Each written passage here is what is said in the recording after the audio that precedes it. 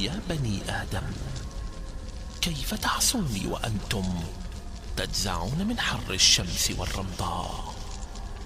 وإن جهنم لها 7 طبقات، فيها نيران تأكل بعضها بعضا، وفي كل منها 70,000 واد من النار، وفي كل واد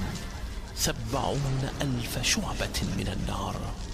وفي كل شعبة 70,000 مدينة من النار،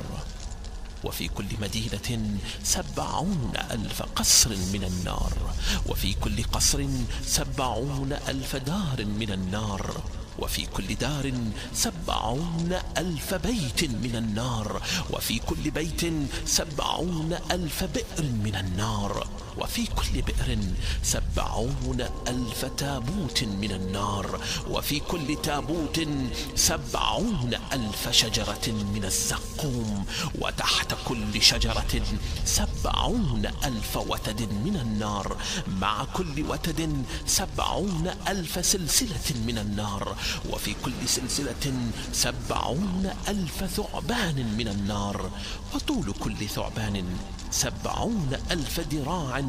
وفي جوف كل ثعبان بحر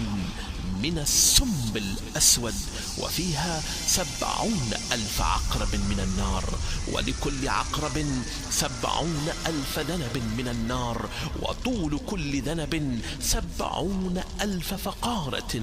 وفي كل فقارة 70,000 رطل من السم الأحمر. فبنفسي أحلف والطور وكتاب مسطور في رق منشور، والبيت المعمور، والسقف المرفوع، والبحر المسجور، يا ابن آدم، ما خلقت هذه النيران إلا لكل كافر وبخيل ونمام وعاق لوالديه ومانع الزكاة وآكل الربا والزاني وجامع الحرام وناس القرآن ومؤذي الجيران، إلا من تاب وآمن وعمل صالحا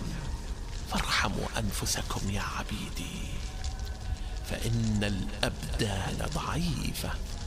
والسفر بعيد والحمل ثقيل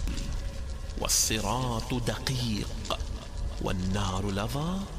والمنادي إسرافيل والقاضي رب العالمين. رب العالمين.